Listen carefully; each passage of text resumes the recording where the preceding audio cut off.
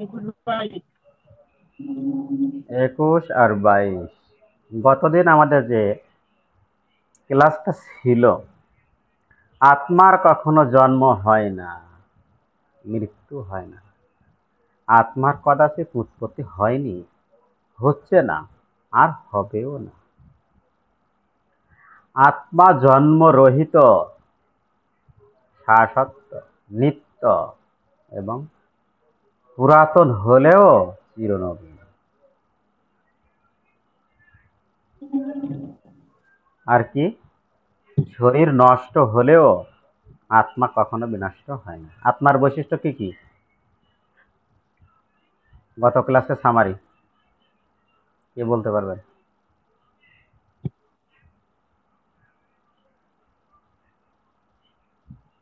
দেখে দেখে বলুন, সমস্যা নেই। গত ক্লাসে অমলপ্রভু ছিলেন। আত্মার কখনো জন্ম হয় না, মৃত্যু হয় না। 1 নাম্বার। আত্মা কদাচিৎ উৎপত্তি হয়নি, ওরকম না, হচ্ছে না, হবেও না। ওরি বল, বৈশিষ্ট্য কিভাবে লিখতে হয় এটা হ্যাঁ, আমাদের জানা দরকার। সিরিয়াল নাম্বার অনুযায়ী 1 2 3 4 এরকম। তাহলে আমরা এখানে পাবো যে আত্মার কখনো জন্ম হয় না, 1। 2, মৃত্যু হয় না। 3, কদাচিৎ উৎপত্তিও হয় না বা উৎপত্তি হচ্ছে না। এরকম ভাবে কয়টা করা যায়? আত্মার কখনো জন্ম হয় না, 1। 2, মৃত্যু হয় না। 3, কদাচিৎ উৎপত্তি হয়নি। হচ্ছে 4, না, হবেও না। আত্মার উৎপত্তি হচ্ছে না। আর 5, কদাচিৎ উৎপত্তি হবেও না।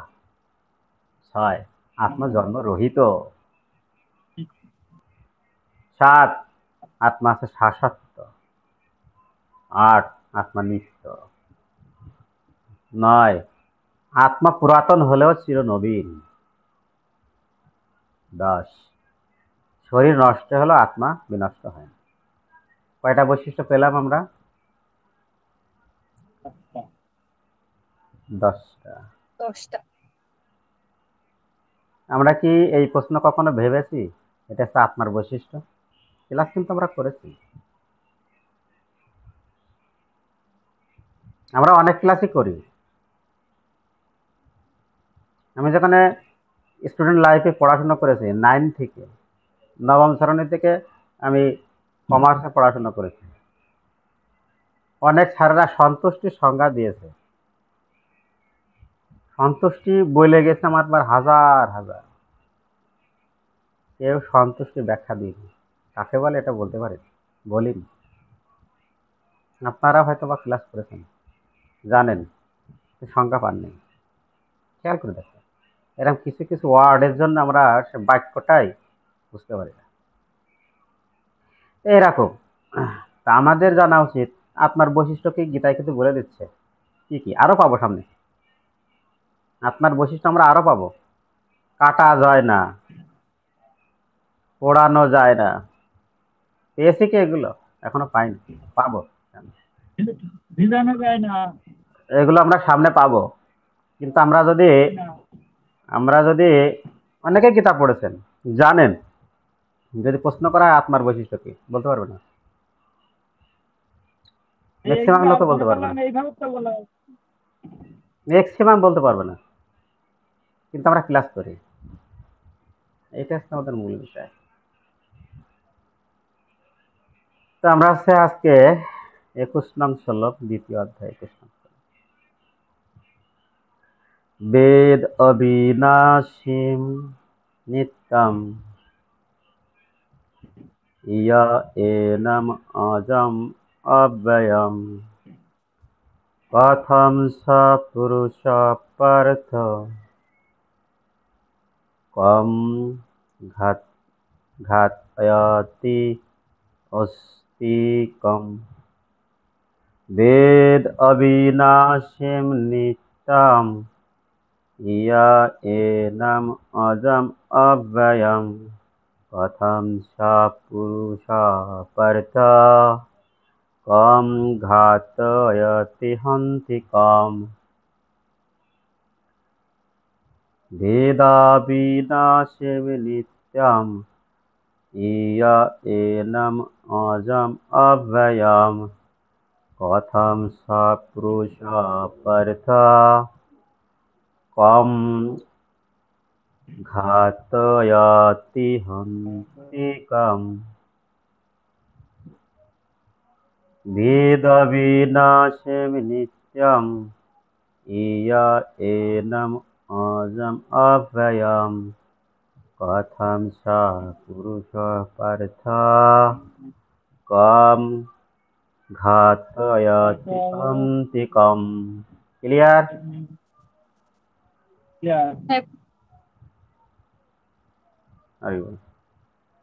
ধন্যবাদ। হে পার্থ,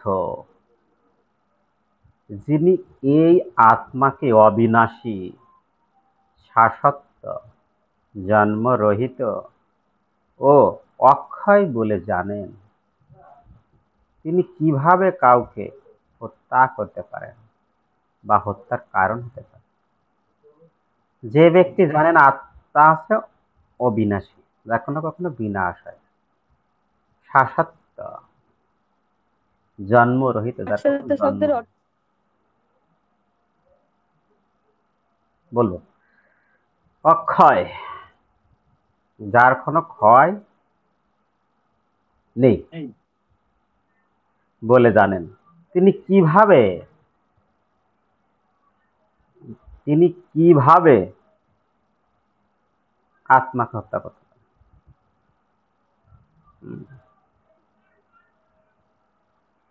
কিভাবে তিনি হত্যা করতে পারেন? আচ্ছা, যার বিনাশ নেই তাকে তো হত্যা করা সম্ভব নয়। যেটাতে জন্মরহিত, তার তো হত্যা করা সম্ভব নয়। যার জন্মরহিত মানে যার জন্ম নেই। অক্ষয়, যার ক্ষয় নেই। শাশ্বত, শাশ্বতের ব্যাখ্যাটা আমি পরে দিচ্ছি। তিনি কিভাবে কাউকে হত্যা করতে পারেন বা হত্যার কারণ হতে পারেন? হত্যার কারণটা কি, এটাকে আমরা বুঝি? হত্যার কারণ কি বুঝি আমরা? কোনো কিছুর কারণ কি আমরা বুঝি?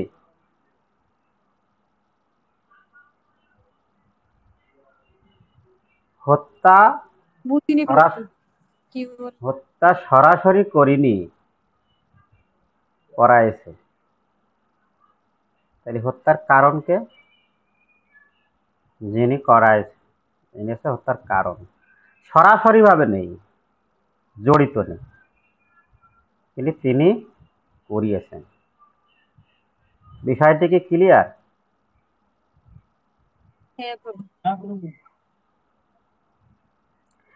এইভাবে আমাদের বোঝা উচিত।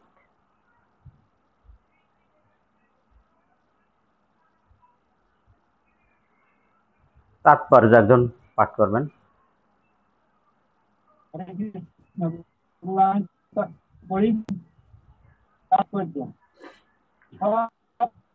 কিছুরই যথার্থ উপযোগিতা আছে এবং যিনি পূর্ণ জ্ঞান সম্পন্ন, তিনি জানেন কোন জিনিস কোথায় এবং কিভাবে প্রয়োগ করলে তার পূর্ণ সদ্ব্যবহার করা হবে। তেমনি হিংসারও যথার্থ উপযোগিতা আছে এবং যিনি যথার্থ জ্ঞানী, তিনি জানেন কিভাবে হিংসার প্রয়োগ করতে হয়। বিচারক যখন আসামিকে খুনের জন্য দোষী সাব্যস্ত করে প্রাণদণ্ড দেন, তখন হিংসাত্মক কাজ করেছেন বলে বিচারককে কেউ অভিযুক্ত করে না, কেননা তিনি বিচারের প্রতি বিচারের অনুযায়ী এই দণ্ড দেন। মানব সমাজের শ্রেষ্ঠ নীতিশাস্ত্র ও মনুসংহিতাতে খুনিকে প্রাণদণ্ডে দণ্ডিত করার নির্দেশ দেওয়া আছে, যাতে এই মহাপাপের জন্য পরবর্তী জীবনে তাকে আর ফল ভোগ করতে হয় না। তাই রাজা যখন খুনিকে প্রাণদণ্ডে দণ্ডিত করেন, তখন তার তা তার মঙ্গলের জন্যই করেন। তেমনি শ্রীকৃষ্ণ যখন যুদ্ধ করার আদেশ দেন, তখন বুঝতে হবে যে চরম বিচারের জন্যই তিনি এই হিংসার বিধান করেছেন। তাই অর্জুনের কর্তব্য হচ্ছে ভগবানের নির্দেশ পালন করা। একথা যে যে কৃষ্ণের জন্য যুদ্ধ করার এই ধরনের কার্যকলাপ কখনোই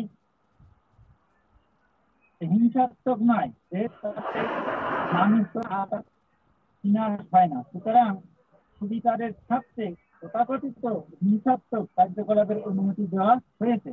অস্ত্র অস্ত্র প্রচার করা হয় রোগ নিরাময়ের জন্য, রোগীকে মেরে ফেলবার জন্য নয়। তাই শ্রীকৃষ্ণের আদেশ অনুসারে যুদ্ধ করার ফলে অর্জুনের কোনো পাপ হওয়ার সম্ভাবনা নেই। হরে কৃষ্ণ। হরি বল। সবকিছুরই যথার্থ উপযোগিতা আছে। যিনি পূর্ণ জ্ঞান সম্পন্ন, তিনি জানেন কোন জিনিস কোথায় কিভাবে প্রয়োগ করলে তা পূর্ণ সদ্ব্যবহার করা হবে। এই যে গুরুত্বপূর্ণ একটা লাইন, শিক্ষক জানেন কোন বিষয়টি কখন প্রয়োগ করা উচিত। এজন্য যারা যথার্থ শিক্ষার্থী, তিনি অপেক্ষা করেন যে আমার শিক্ষক কখন এটা আদেশ করবে। তিনি এমন নয়, তিনি নিজে নিজেই সেদিকে ধাবিত হয় শিক্ষকের অনুমতি ব্যতীত। যদি সে শিক্ষকের ধারা অনুযায়ী চলে, যথার্থ শিক্ষক হতে হবে। শিক্ষকের ধারা অনুযায়ী তখন সেই শিক্ষার্থীর উন্নতি। কিন্তু শিক্ষক যদি যথার্থ না হন, যদি ব্যবসায়ী হন, সেই ক্ষেত্রে শিক্ষক মনে করে যে আমি যদি আজকে যদি সকল জ্ঞান দিয়ে দিই, তাহলে কালকে স্টুডেন্ট আমার কাছে পড়বে না। তাহলে আমার না পড়লে তা পড়া শেষ হয়ে যাবে, তখন আমি মাসের বেতনটা কিভাবে পাবো? একটা বিষয় আছে। সব আর একটা বিষয়, আমি তোর শিক্ষক, আমি যদি সব জ্ঞান যদি ছাত্রকে দিয়ে দিই, তাহলে আমি আর গুরু থাকলাম না। ও তো আমার পরে আরো বেশি জানতে পারে, তখন তো ও আমার গুরু হয়ে যাবে। হচ্ছে কিনা? এগুলো হচ্ছে ব্যবসায়ী মনোভাব। সদ্গুরু তেমন নয়। সদ্গুরু এমন, তিনি যদি মনে করেন যে আমার এই শিষ্যকে যে জ্ঞান প্রয়োজন সেই জ্ঞান দিতে আমি অক্ষম, যিনি অক্ষম বলতে আমার চেয়ে আর একজন ভালো জানে, সেই শিষ্যকে যিনি ভালো জানেন তার কাছে পাঠান। এটা হচ্ছে যথার্থ শিক্ষা। বোঝাতে পারিনি মনে হচ্ছে শ্রাবণী মাতাজি, মনে হচ্ছে বোঝাতে পারেনি। যথার্থ শিক্ষক তিনি যিনি মনে করছেন আমি এই জ্ঞান দিতে পারবো, কিন্তু যথার্থভাবে দিতে পারছি না, আমার কিছু স্বল্পতা আছে।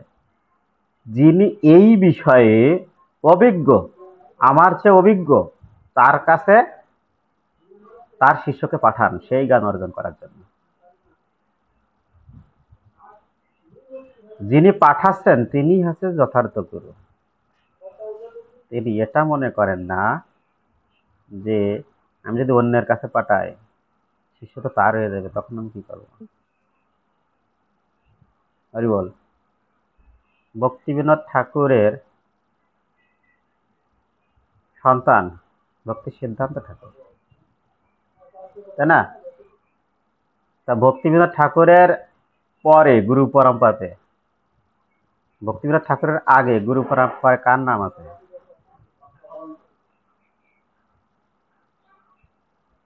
পরে আগে, পরে তো আছে আর একজন। আগে আছে ভক্তি বেদান্ত, প্রভুপাদ, তারপরে কি ভক্তির সিদ্ধান্ত, হ্যাঁ, তারপরে কিটা, তারপরে গৌর কিশোর দাস বাবাজি, তারপরে কি ভক্তি বিনোদ ঠাকুর। তারপরে তো ভক্তি বিনোদ। তার আচ্ছা, ভক্তি বিনোদ ঠাকুরের সন্তান ছিল তো ভক্তি সিদ্ধান্ত, বুঝতে হবে ভালো করে। তার সন্তানকে তিনি গৌরকিশোর বাবাজির কাছে ভাগবতম শিক্ষা দেওয়ার জন্য পাঠিয়েছিলেন। ভক্তি বিনোদ ঠাকুর কিন্তু সদ্গুরু, তার ছেলেকে তিনি নিজে জ্ঞান দিতে পারতেন কিনা। তিনি যদি নিজেকে মনে করতেন আমি যথার্থ গুরু, আমি কেন আর একজনের কাছে পাঠাবো, ভালো করে বুঝতে হবে। কিন্তু ভক্তি বিনোদ ঠাকুর এটা করেননি। হ্যাঁ, গৌরকিশোর বাবাজি মহারাজের কাছে পাঠিয়ে, তিনি আমার চেয়ে যথার্থ মনে করেছেন। তিনি তাকে ভাগবতম শিক্ষা দিয়েছেন, ভাগবত শিক্ষা দিয়েছেন। দেওয়ার পরে ভক্তি সিদ্ধান্ত সরস্বতী ঠাকুর সদ্গুরু হয়েছে।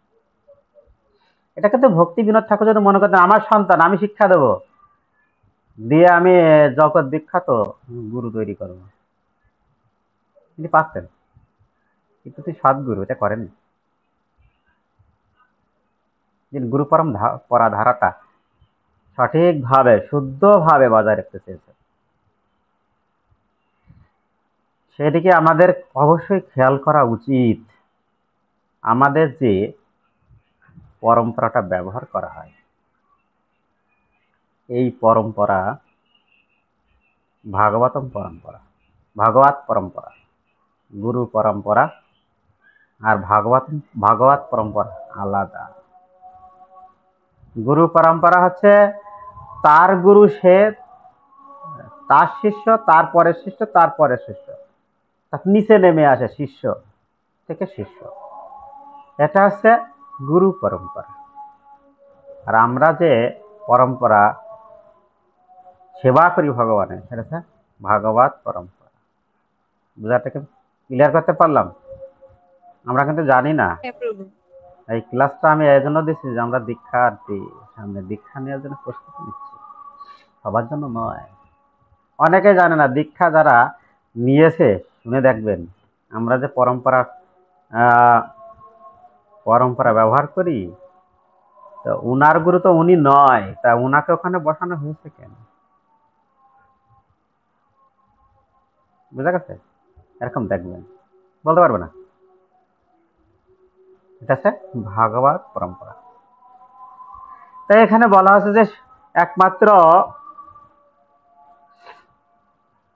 সবকিছুর উপযোগিতা আছে, যিনি সম্পূর্ণ জ্ঞান সম্পন্ন তিনি একমাত্র জানেন, সদ্গুরুদেবী একমাত্র জানেন। তার মানে হিংসার ও যথার্থ উপযোগিতা আছে, এবং যিনি যথার্থ জ্ঞানী তিনি জানেন কিভাবে হিংসার প্রয়োগ করতে হয়। এইগুলো আমরা যখন উপযোগিতা ব্যবহার করতে পারবো, তখন আমি যথার্থ গুরুর যথার্থ শিষ্য।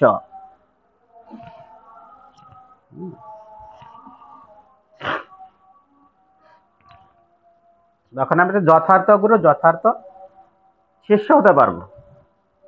শিষ্যের একটা বিষয় ক্ষমতা, দক্ষতা থাকার অবশ্যই প্রয়োজন। শিক্ষা গ্রহণের যোগ্যতা থাকার। অনেক সময় আমরা জব ক্লাসে যখন জব রিডিং যখন আমরা দেখি, শ্রবণ করে যখন মার্কিং করি, কমেন্টস করা হয়, অনেকে অখুশি হয়। হ্যাঁ, আমি বারবার দিচ্ছি আমারটা ঠিক আছে না, অমুকেটা ঠিক আছে, সবার ঠিক আছে, আমার হচ্ছে না। ঠিক আছে, এই বিষয়টি যদি আমরা একটু দেখি, তাহলে দেখা যায় যে আমারটা হচ্ছে না, আমারটা প্রতিদিনই কি ভুল হয়, আমার প্রতি পার্সেল। আপনারা একটু প্রত্যেকে জব একটু শ্রবণ করে দেখবেন, তাহলে আপনারা বুঝতে পারবেন। যেটা কমেন্টস করা হচ্ছে তার মধ্যে সেটা আছে, সেই বিষয়টা আছে কি, যাকে বারবার একই ওয়ার্নিং দেওয়া হয় তারপরে ঠিক হচ্ছে না, তার মানে সে গ্রহণ করছে না, তাকে বলা হচ্ছে যেটা সেটা সে গ্রহণ করছে না। খেয়াল করে দেখ, তখন দেখা যাচ্ছে যে এ, তার আর ভালো লাগে না। কিন্তু এরকম বিষয়টা এরকম নয়, সত্য জিনিস সত্যই মিষ্ট নাও হতে পারে, কর্কশ হতে পারে, সত্য জিনিস মধুময় নয়। সত্যকে গ্রহণ করার যখন ক্ষমতা আসে তখন সেটা মধুময় হয়। বিষয়টা আমি বোঝাতে পারিনি নাকি? পেরেছি? এ থেকে আমাদের উচিত যে যেটা ভুল হচ্ছে সেটাকে শুধরানো, হ্যাঁ, যেটা ভুল হচ্ছে সেটাকে শুধরে নেওয়া। আমি অনেকে দেখেছি যে অনেকের জবের উন্নতি হয়েছে, অনেকের উন্নতি হয়েছে, কিন্তু আর কিছু কিছু অনেকের আছে যে তারা উন্নতি করতে চায় না। অনেকের উন্নতি হয়েছে, অনেকের ক্লিয়ার হচ্ছে, কিন্তু আমি ওখানে লিখি না যে এটা সঠিক আছে, আমি কখনো লিখি না, কারণ আজকে সঠিক আছে কালকে তো নাও থাকতে পারে। প্রত্যেক দিনকে জব কি একরকম হয়? আমরা জব যে রেকর্ডটা পাঠাই, যে রেকর্ড যে জবটা পাঠাই, আমরা কিন্তু অত্যন্ত সুন্দর করে করার চেষ্টা করি, তারপরে আমাদের ভুল হচ্ছে, তার মানে বাকি যে 14 মালা সেগুলো ভুল হচ্ছে কিনা। মেন হচ্ছে জব, জবের উপর গুরুত্ব প্রবল দিয়েছেন প্রভুপাদ। ওই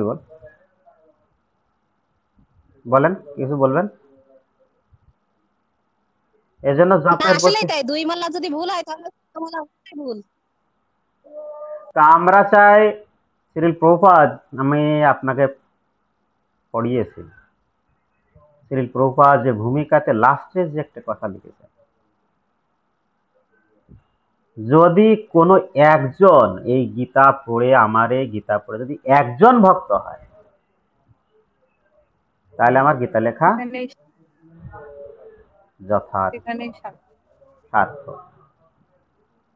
বিষয়টা কি ক্লিয়ার?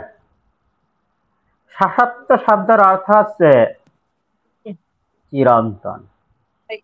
বা চিরস্থায়ী। সৎ প্লাস অ সংস্কৃত শব্দ, যা চিরকাল, বুঝাচ্ছে। উদাহরণস্বরূপ আমরা বলতে পারি যে মৃত্যু শাশ্বত সত্য, তা চিরন্তন সত্য, এরকম ব্যবহার করতে পারি। এই অর্থটা আমি একটু পরে বললাম এই জন্য যে অনেকে এখানে বেশ কয়েকজন ছিল না। শাশ্বত, বিষয়টা কি ক্লিয়ার? হ্যাঁ প্রভু। সেদিকে আমাদের খেয়াল রাখা উচিত। কৃষ্ণের জন্য যুদ্ধ করার এই ধরনের কার্যকলাপ কখনোই হিংসাত্মক নয়। যখন কোনো রোগীর অস্ত্রোপচারের প্রয়োজন হয়, ডাক্তার কি রোগীটাকে মেরে ফেলার জন্য অস্ত্রোপচার করেন? ওই বল, না প্রভু। তাকে সুস্থ করার জন্য। না প্রভু। না প্রভু। ঠিক তেমনি যিনি যথার্থ শিক্ষক, যখন যথার্থ শিক্ষক তার শিক্ষার্থীদের যখন বারবার একই জিনিস বলছেন, তার মানে কি এই যে আমাকে হেয় করছে?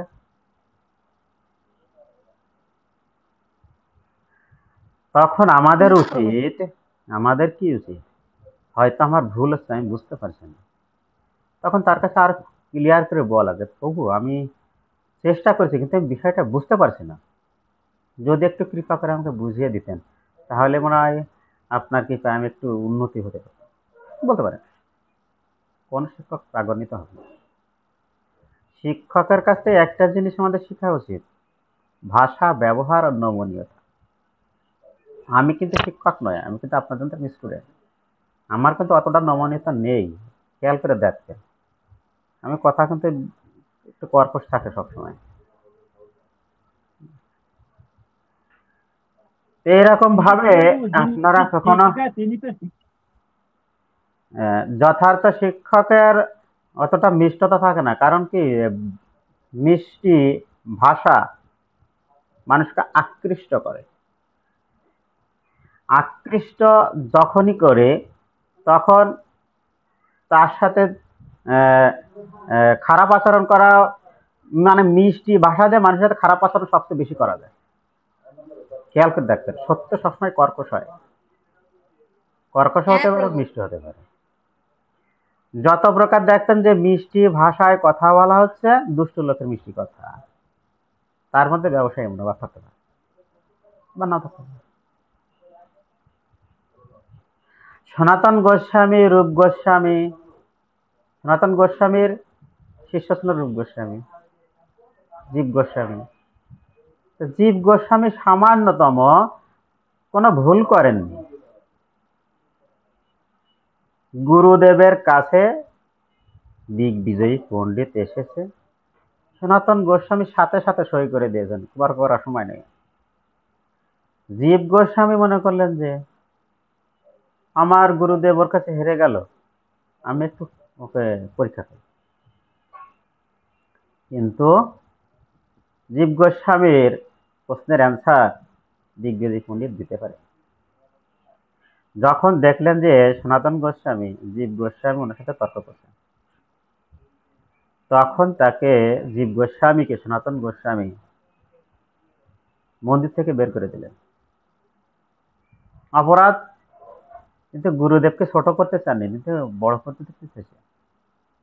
অপরাধ কি এখানে? এখানে কি অপরাধ ছিল? আমাদের দৃষ্টিতে অপরাধ নেই।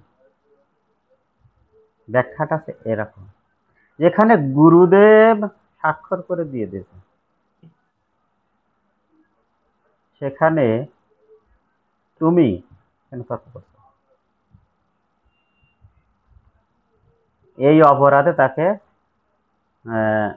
আশ্রম থেকে বের করে দেওয়া হয়। শিষ্যকে সাথে সাথে বেরিয়ে গেলেন। তিনি ভাবলেন আমার অপরাধ হয়েছে গুরুদেবের চরণে, আমার কি করা উচিত? এই অপরাধের প্রায়শ্চিত্ত করা উচিত। কিভাবে? একটা জলাশয়ের নিচে দেখবেন যে পুকুর বা ডোবাতে গাছ গাছপালা থাকলে মাটি ভেঙে গিয়েছে, শিকড়গুলো অর্ধেক বেরিয়ে গিয়েছে, হ্যাঁ, মনে হয় যেন নিচে ছাদের মতন। ওই রকম একটা জলাশয় তিনি জায়গায় তিনি সাধনা করতে শুরু করলেন। একদিন সনাতন গোস্বামী একটা প্রশ্নের সম্মুখীন হলেন যে গোপ বালিকারা যখন স্নান করতেন, ভগবান শ্রীকৃষ্ণ যখন বাঁশি বাজাতেন, তাই পাথরে, আমরা যখন পুকুরে নামি দেখা যায় যে শক্ত একটা কিছু দেয়া থাকে, পাথর কিংবা ইট বা কিছু দেয়া থাকে কিনা নামার সময়। তো ওরা পাথর ছিল ওখানে, পাথর থেকে যখন গোপ বালিকারা বা গোপ সখারা যখন নামছে, পায়ে ছাপ আছে পাথরে, কিন্তু যখন যখন উঠে এসেছে, স্নান করে যখন উঠে এসেছে, তখন কিন্তু পাথরের উঠার ছাপটা নেই। কিন্তু কেন? এই প্রশ্নের অ্যান্সার সনাতন এবং রূপ গোস্বামী খুঁজে পাচ্ছেন না। তখন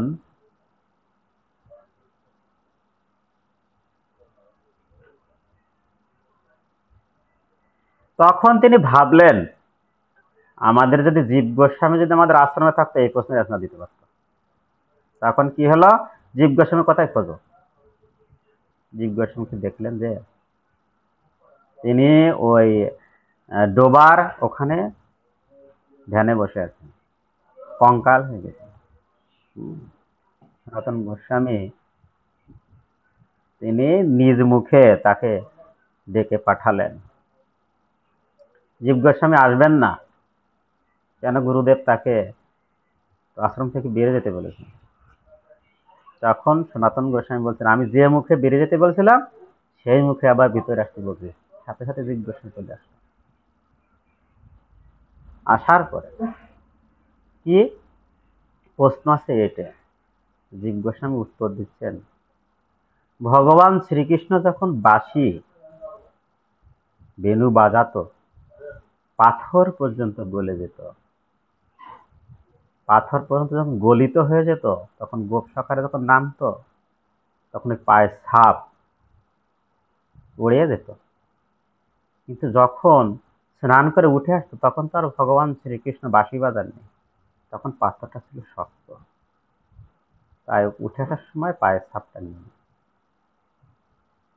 কি বোঝা গেল? শিষ্যকে বের করে দিয়েছেন, শিষ্যের লাভ হয়েছে নাকি ক্ষতি হয়েছে? অবশ্যই লাভ হয়েছে। কে ডেকে আনছে? গুরুদেব। কে সনাতন বের করে গোস্বামী দিয়েছে? গুরুদেব। কে বের করে দিয়েছে? গুরুদেব গুরুদেব। গুরুদেবই বের করে দিয়েছে। এক সময় আমি শনি একটা সিরিয়াল দেখতাম। শনি যখন সকল গ্রহ যখন জয় করলো, জয় করার পরে তার মা যখন ত্যাগ করেছিল, শনিকে যখন তার মা ত্যাগ করেছিল, শনি তখন থেকে তার মাকে মা বলে ডাকতেন না।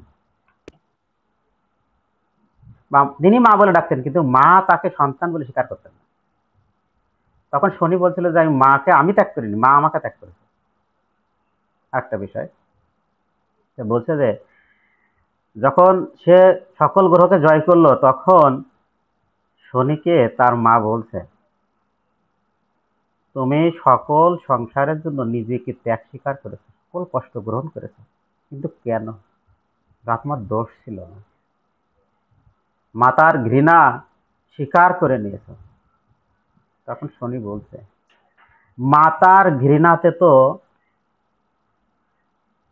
দয়া থাকে, একটা সুখ থাকে। মা যদি সন্তানকে ঘৃণাও করে, তার মধ্যে একটা মায়া আছে। যদি এরা আপনাদের হয়েছে কিনা জীবনে তো জানি না, অবশ্যই হয়, আমি দেখি। যখন সন্তানরা মাকে অত্যন্ত ব্যাক্ত করে, তখন মা তাকে অনেক সময় তাড়িয়ে দেয়, দেয় কিনা? হরি বল। সন্তানদেরকে কি করে? তাড়িয়ে দেয় না? হ্যাঁ গুরুদেব। বিরক্তে তাড়িয়ে দেয় না? কিন্তু ওই যে তাড়িয়ে দেওয়ার মধ্যে মায়ের স্নেহ থাকে, ভালোবাসা থাকে। মা যখন তাড়িয়ে দেয় সন্তানকে, ওই ওই তাড়ানোর মধ্যে ভালোবাসা থাকে। তাই শনি তার মাকে বলছে, মা যখন সন্তানকে দূরে ঠেলে দেয়, তার মধ্যে ভালোবাসা থাকে। ঠিক তেমনি গুরুদেব যদিও শিষ্যকে অনেক সময় এরকম ডিনাই করতে পারে, তার মধ্যে তার প্রতি সহানুভূতি অবশ্যই থাকে। গুরু শিষ্য গ্রহণ করে, ত্যাগ করার ইতিহাস কি আছে? ত্যাগ করার ইতিহাস আছে? না প্রভু, হুম? ও ত্যাগ করা।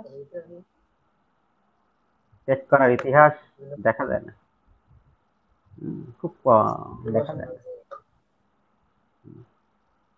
এগুলো আমাদের অবশ্যই, এগুলো হচ্ছে ওই বেসিক যে নলেজ। প্রভু এগুলো দ্রোণাচার্য, বল, এগুলো হচ্ছে বেসিক নলেজ, হরে কৃষ্ণ এই প্রভু, জ্ঞান। আমাদের দ্রোণাচার্য একটা দ্রোণাচার্য শিষ্য হিসেবে গ্রহণই করেনি, ত্যাগ করলো কই? একালব্যকে গ্রহণই করেননি, কিন্তু একালব্য তাকে গুরু হিসেবে গ্রহণ করেছেন, কিন্তু শিষ্য হিসেবে দ্রোণাচার্য কিন্তু গ্রহণ করেননি। ত্যাগ করার প্রশ্নই আসে না। হ্যাঁ হ্যাঁ এরকম ভাবে যদিও দেখা যাচ্ছে মুখে মুখে ত্যাগ করে, কিন্তু আসলে ত্যাগ অকার করেন বাসী। না, কিন্তু আসলে ত্যাগ করেন না। বললাম না, মায়ের ঘৃণাতে সন্তানের প্রতি ভালোবাসা থাকে। তাই যখন সন্তানকে ডিনাই করে, বিরক্ত করলে যখন দূরে সরাই দেয় বা গালাগালিও অনেক সময় দেয়, কিন্তু পরে আবার সন্তানকে আবার ডেকে কোলে নেয়। বুঝা গেল? অর্থাৎ মায়ের ঘৃণাতেও ভালোবাসা থাকে। আমি কি বোঝাতে পারলাম? এগুলো হচ্ছে বেসিক নলেজ। হ্যাঁ প্রভু। এগুলো এগুলো হচ্ছে বেসিক নলেজ। এই জ্ঞানগুলো শাস্ত্র গ্রন্থ পড়ে পাওয়া যায়, কিন্তু বের করে নেওয়া খুব কঠিন। যা আমাদের সাথে সবসময় হচ্ছে বাস্তব জ্ঞান, কিন্তু আমরা সেটা ধরে রাখতে পারছি না, এটা বুঝতে পারছি না কিভাবে হচ্ছে। তা আমরা চলে যাবো 22 নম্বর শ্লোকে। আমাদের পরিচিত শ্লোক, অত্যন্ত পরিচিত। আমরা যখন আহ, পঞ্চম শ্রেণী সপ্তম শ্রেণীতে পড়েছি, পাছাংসে জীর্ণানি যথা বিহায় নবানি গৃহ্ণাতি নরহ পরাণি তথা শরীরানি বিহায় জীর্ণা নান্যানি সংজাতি নবানি দেহি। এই শ্লোকটি কিন্তু আমরা অনেক সময় স্কুলে স্টেজ প্রোগ্রামে আমরা করে থাকি। বাছাংসে জীর্ণানি যথা বিহায় নবানি গৃহ্ণাতি নরহ পরাণি यथा शरीराणि विहाय जन्या नन्यानि संजाते नवानि देहि। অনেকে দেখলাম যে আমাদের একটা শ্লোক মুখস্থ দিয়েছেন, আর অনেকে দেয়নি, দুই একজন দিয়েছে। বাছন্তি জীর্ণানি যথা বিহায় নবানি গৃহ্ণাতে নরঃ পরাণি তথা শরীরাণি বিহায় জীর্ণা নান্যানি সংজাতে নবানি দেহি। ক্লিয়ার? হরি বল। হ্যাঁ প্রভু। কারো কোনো হ্যাঁ সমস্যা? প্রভু। হ্যাঁ প্রভু। হরি বল। পরিচিত শ্লোক, কিন্তু দেখেন আমরা পরিচিত শ্লোক আমাদের অনেকে মুখস্থ, ভিতরে কি আছে। মানুষ যেমন জীর্ণ বস্ত্র পরিত্যাগ করে নতুন বস্ত্র পরিধান করে, দেহীও তেমনি, দেহী মানে আত্মা, তেমনি জীর্ণ দেহ ত্যাগ করে নতুন দেহ ধারণ করে। কত সহজ কথা। দেহ, মানুষ যেমন জীর্ণ বস্ত্র, জীর্ণ মানে পুরাতন, মলিন বা পরিত্যক্ত, যা ব্যবহার করার যোগ্য নয়। বোঝাতে পারলাম? এই পরিত্যাগ করে, জীর্ণ বস্ত্র পরিত্যাগ করে নতুন বস্ত্র পরিধান করে। দেহি অর্থাৎ আত্মাও তেমনি জীর্ণ বা পুরাতন শরীর দেহ ত্যাগ করে, অর্থাৎ মৃত্যুবরণ করে নতুন দেহ ধারণ করে। পরবর্তী আমরা পাবো, যার মৃত্যু হয়েছে তার জন্ম অবিসম্ভাবী, যার জন্ম হয়েছে তার মৃত্যু অবিসম্ভাবী। পরবর্তীতে পাবো সামনে। এখানে এই শ্লোকের আমরা এর একটা পেজ আছে, তাৎপর্য একটু ক্লিয়ার করবেন, একটু পড়বেন প্রথম খণ্ডটা।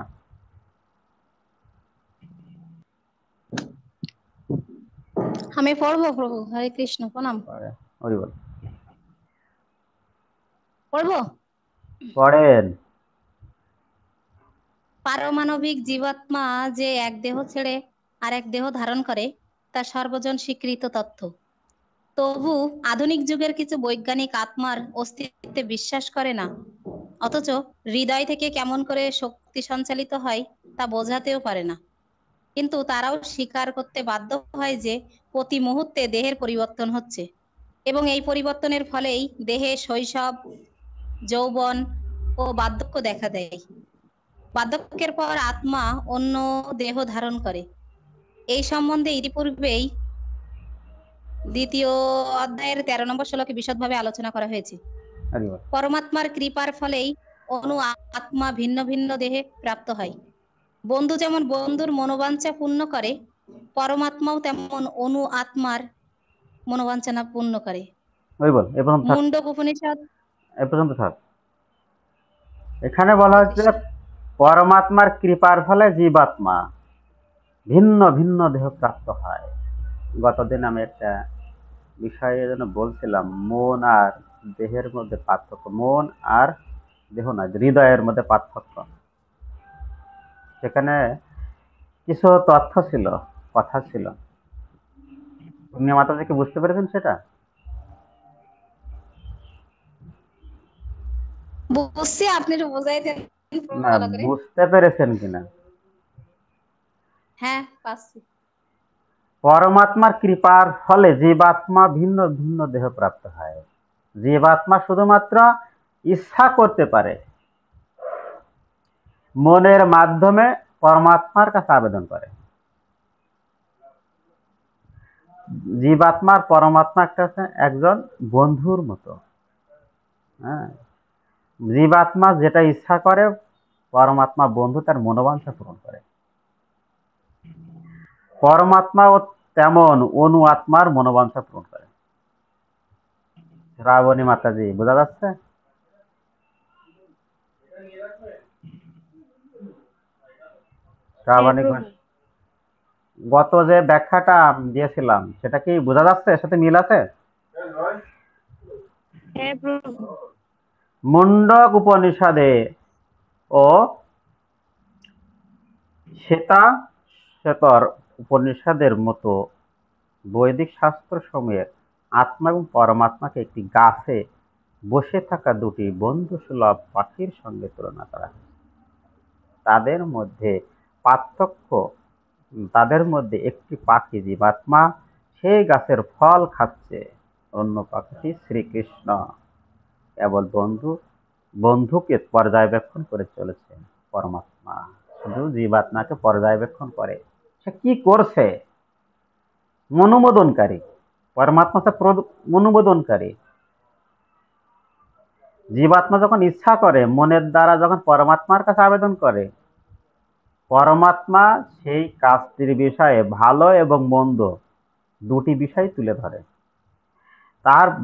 তারপরও যদি খারাপ কাজ হয়, সেই বিষয়টা তাকে তুলে ধরে, এই বিষয়টা পাপ হবে। কিন্তু জীবাত্মা যদি তারপরেও সেই কাজ করতে মনোবাঞ্ছা, মানে তার মনোবাঞ্ছা পূরণ করার জন্য করতে চায়, পরমাত্মা তাকে অনুমোদন দেন, ঠিক আছে করো, কিন্তু এর জন্য পাপ ভোগ করে। যখন এটা অনুমোদন করে দেয়, তখন জীবাত্মা অনুমোদন পেয়ে যায়, তখন তার যে ইন্দ্রিয় লাগবে, তখন সেই ইন্দ্রিয়কে অর্ডার করে। কি করে? মন অর্ডার করে, তখন সেই ইন্দ্রিয় কাজ করে। কিন্তু এটা এত দ্রুত হয় যে আমাদের কল্পনার বাইরে, এত দ্রুত এগুলো হয়। আমি এখনই যে খারাপ কিছু দেখি, আমার চক্ষু সেখানে চলে যাচ্ছে, এর মধ্যে পরমাত্মার অনুমোদন হয়ে যাচ্ছে, জীবাত্মার ইচ্ছা হয়ে যাচ্ছে, সাথে সাথে আমার চক্ষু সেই জায়গায় চলে যাচ্ছে। এত দ্রুত হয়, এটা কল্পনার বাইরে। তাদের মধ্যে, হ্যাঁ, এটা পাখি গুণগতভাবে যদিও এক, তবুও তাদের একজন জড়জাগতিক গাছের ফলের প্রতি আকৃষ্ট, আর অন্যজন তার বন্ধু কার্যকলাপ কেবল পর্যবেক্ষণ করে চলেছে। বিষয়টা কি মিলে যায়? হরি বল। শ্রীকৃষ্ণ সাক্ষী স্বরূপ পাখি, পরমাত্মা সাক্ষী অনুমোদনকারী, আর অর্জুন শ্রীকৃষ্ণ যে সাক্ষী পাখির মতো, হ্যাঁ প্রভু। আর অর্জুন তার ফল আহারের রত জীবাত্মার মতো। যদিও তারা একে অপরকে বন্ধু, ও তবুও তাদের একজন প্রভু আর অন্য একজন ভৃত্য। জীবাত্মা হচ্ছে প্রভু, আর পরমাত্মা হচ্ছে প্রভু, আর জীবাত্মা হচ্ছে ভৃত্য, তার দাস। পরমাত্মার সঙ্গে তার এই সম্পর্কের কথা ভুলে যাওয়ার ফলেই জীবাত্মা এক গাছ থেকে আরেক গাছ, অথবা এক দেহ থেকে আর এক দেহ ঘুরে বেড়ায়। এই জড় দেহরূপ বৃক্ষের জীবাত্মা কঠোর সংগ্রাম করে চলেছে, কিন্তু যে মুহূর্তে সে অন্য পাখিটিকে পরম গুরু রূপে গ্রহণ করতে সম্মত হয়, সেভাবে অর্জুন শ্রীকৃষ্ণের উপদেশ লাভের জন্য স্বতঃস্ফূর্তভাবে তাদের কাছে আত্মসমর্পণ করতে সমর্পণ হয়েছে। তৎক্ষণাৎ অধীন পাখিটি সমস্ত শোক মুক্ত হয়ে মুক্ত হয়। যখনই পরমাত্মার কাছে আত্মসমর্পণ করে, জীবাত্মা যখন পরমাত্মার কাছে আত্মসমর্পণ করে তখন তিনি সকল শোক মুক্ত হয়ে যায়। বিষয়টি ক্লিয়ার? আমরা আজকে এই শ্লোকের ব্যাখ্যায় এতটুকুই পড়বো, কারণ এর ভিতরে আরো গুরুত্বপূর্ণ অনেক কথা আছে যেগুলো আমাদের অত্যন্ত প্রয়োজন বেসিক জ্ঞানের ক্ষেত্রে। এখন আমাদের যেটুকু আমরা বুঝলাম, আসলে কি বুঝেছি? হ্যাঁ প্রভু। বেসিক জ্ঞান একটা আলাদা জিনিস। আপনারা জীবন আসে জীবন থেকে গ্রন্থটি পড়বেন, কে কে পড়া শুরু করেছেন? লাইফ কামস ফ্রম লাইফ, কে কে পড়া শুরু করেছেন? দীক্ষার ফর্মে খাতার ওই জায়গায় আমাদের লিখতে হয় কি কি গ্রন্থ পাঠ করেছে প্রভুপাদের। জীবন আসে জীবন থেকে প্রভু গ্রন্থটি এটা কি পড়া শুরু করে। কম্পালসারি? কম্পোচারি প্রভুপাদের গ্রন্থ এই পড়তেছে, কতগুলো পড়েছেন ওই এই জায়গায় লেখা গ্রন্থ লাগে। ও মানে এই গ্রন্থটা কি কম্পালসারি এখানে বলছি? কোন গ্রন্থটা প্রভু প্রভুপাদের আরেকবার বলবেন? জীবন আসে জীবন থেকে আমাদের মন্দিরে আছে, ও কি দাম না, 40 টাকা, 40 টাকা না 80 টাকা দাম। আর একটা আছে আত্মজ্ঞান লাভের পন্থা, আমার কাছে আছে। এইগুলো পাঠ এটা করবেন, পড়ছি প্রভু। তাহলে আপনাদের বেসিক জ্ঞান হবে প্রভুপাদের এইগুলো পাঠ করলে।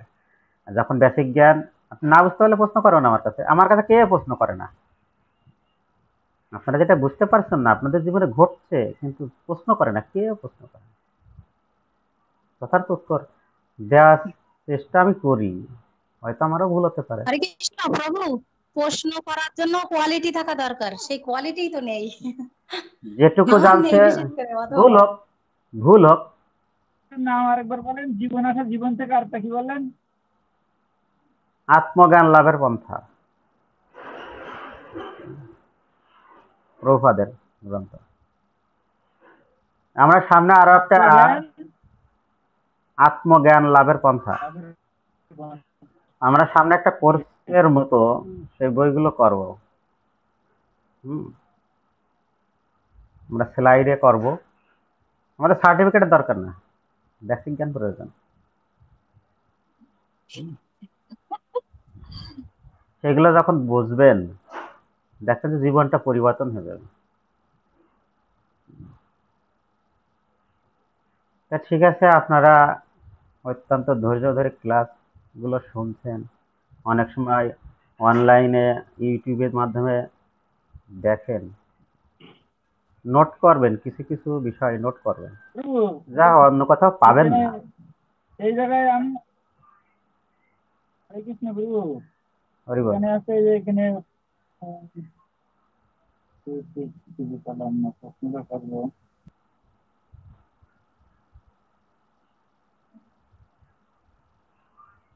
আপনারা যেগুলো পাচ্ছেন বেসিক জ্ঞানগুলো, আমি যেটা মনে করছি এগুলো আমার অনেকগুলো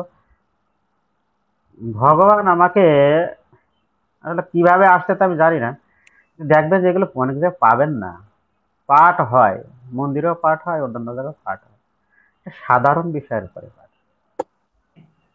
আপনারা দীক্ষার জন্য প্রস্তুতি নিচ্ছেন, তাহলে আপনাদের বিষয়টা কিন্তু একটু আলাদা। আর যারা নতুন ভক্ত হবে, এখনো আমিষ আছে, তারা ভক্ত হবে, যার শ্রদ্ধা আছে তারা ভক্ত হবে, তাদের ক্লাসটা কিন্তু আলাদা। এই বিষয়টা আপনাদের বুঝতে হবে। তাদের কিন্তু এই বেসিক জ্ঞান, ওটা বেসিক জ্ঞান গ্রহণ করতে দেরি আছে, কিন্তু আপনাদের ক্লাসগুলো কিন্তু আলাদা, আপনারা বুঝতে পারছেন না। এজন্য আপনারা ধরে রাখুন, নোট করবেন কি কি বিষয় গুরুত্বপূর্ণ বিষয়, নোট করবেন। তো ঠিক আছে, হরে কৃষ্ণ, সকলের চরণে আমার ধন্যবাদ। আজকে আমাদের ক্লাস वंशा प्रणामं कल्पतरुभ्यश्च कृपा सिन्धुभ्यश्च पतितानां पावनेभ्यो पतित वैष्णवेभ्यो वैष्णवेभ्यो नमो नमः।